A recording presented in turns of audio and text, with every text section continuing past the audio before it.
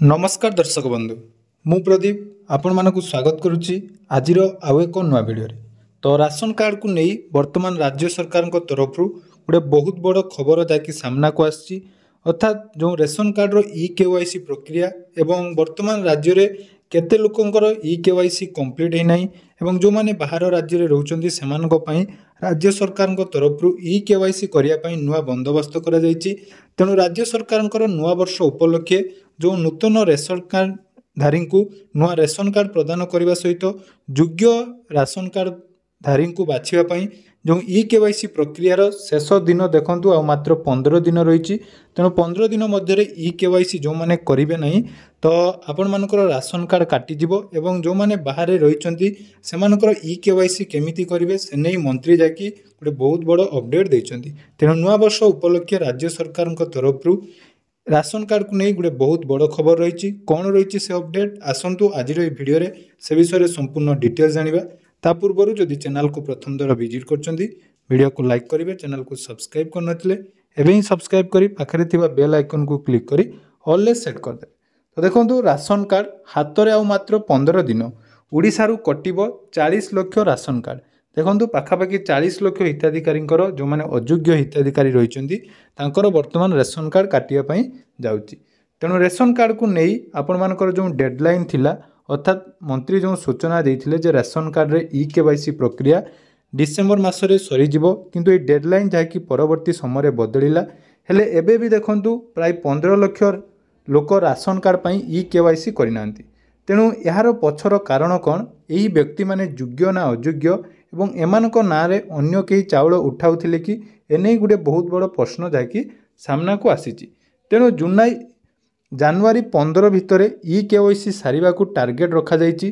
तेणु ration card रु 40 लाख लोक बाद पड़िबार मध्य आशंका रही जो माने कि केवाईसी वर्तमान सुधा करिना। तेणु केवाईसी न करिले सेमानकु राशन सामग्री मिलिबो नाही।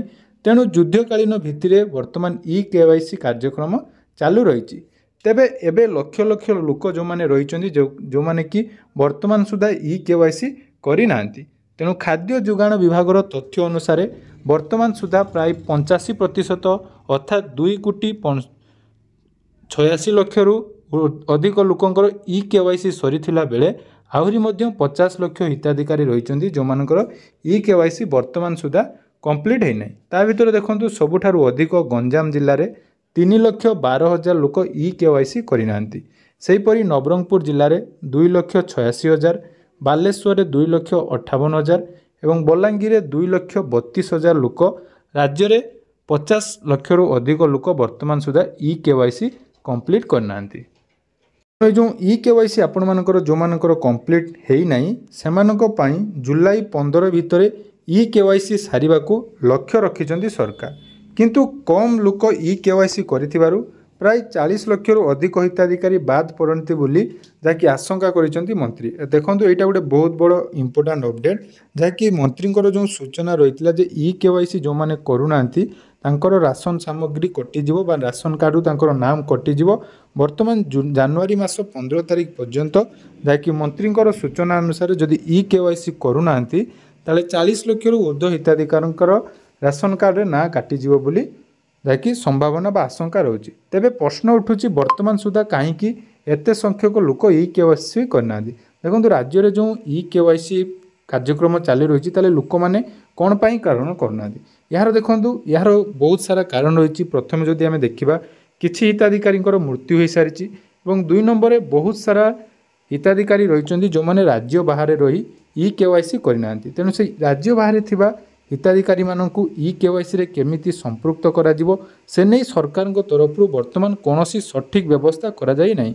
जमिति कि अन्य राज्य रे हमर केवाईसी करिया पई ऑनलाइन ले सुविधा अछि किंतु हम ओडिसा रे जो केवाईसी प्रक्रिया वर्तमान सुधा ऑनलाइन आरंभ होई नहीं। तेणु ता पई जो माने रहिचंती विदेश रे रही काम करचंती बा श्रमिक मानकर ताकि केवाईसी हेई पारु नहीं। तेणु सेप्टेम्बर जो केवाईसी चलीथिला वर्तमान 2,85,30,000 लोक केवाईसी करचंती एवं ता भितर 1,19,000 राज्य बाहर केवाईसी करि सारिचंती। तेणु राज्य बाहर जो माने केवाईसी करिवार समस्या भोगुचंती सेमानक निकट को जिबे सरकारी अधिकारी जहाँकि सरकार तरफ एने निष्पत्ति नि सरकारी अधिकारी राज्य बाहर जो हिताधिकारी माने रही ई केवाईसी करने जिबे किंतु यहाँ केबे भी संभव नुहे कारण राज्य बाहर जो मैंने हिताधिकारी रही यहाँ केवल कहवाई सरकार गोटे जो प्रतिश्रुति कहले चलो कारण राज्य बाहर जा समस्त ई केवाईसी करने अपेक्षा जदि सरकार तरफ ऑनलाइन ई केवाईसी कर व्यवस्था करा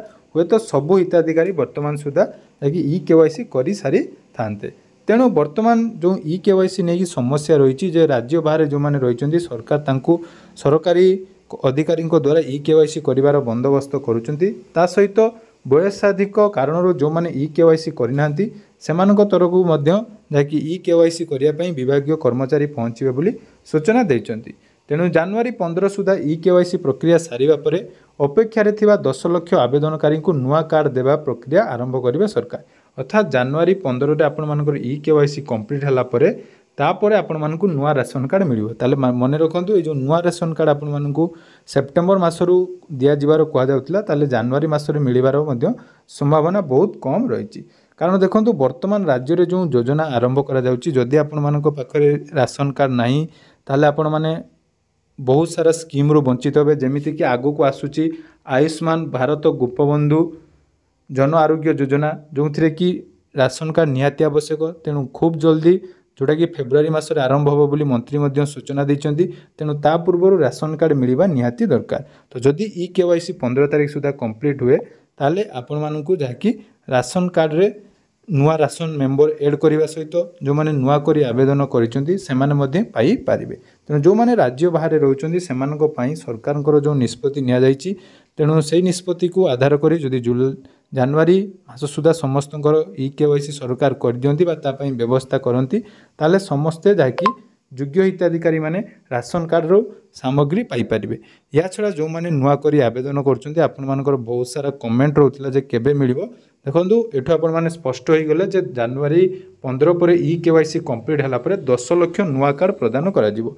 तेणु ई केवाईसी जते पर्यंत कंप्लीट न होईची सेमानकर ताकि नुआ कार्ड आपण माने पाई परिबे नाही। तेणु अपेक्षा करंतु सरकार को तरफ रु केबे हमरो एही नुआ राशन कार्ड मिलूची जो मैंने भी आवेदन करिसेंती सेमानकु जायकि मिलिबार संभावना जनवरी मास शेष सुधा कि फेब्रुआरी मासरे मिल पारे। तेणु यह थिला रेशन कार्ड को नहीं आपण मानकर जो जो डाउट थिला एवं ई केवाईसी को नहीं जो शेष तारीख केते आपण माने जानि पारले। तेणु जो माने भी वर्तमान सुधा घरे रही ई केवाईसी करिनांती सेमाने निज निजर ई केवाईसी करिनियंतु एवं जो माने नुआ कार्ड पई अपेक्षा रहिचंती सेमानकु खूब जल्दी मिलिबार संभावना अछि बोली सरकार कहिचंती। तेणु यह थिला आजिर अपडेट। तो जदि वीडियोटी भल लगी चैनल को सब्सक्राइब करेंगे और आपण मैंने कौन कौन डिस्ट्रिक्ट वीडियो देखुं त्या निहाती आम कमेंट सेक्शन में जनईदेवे। धन्यवाद।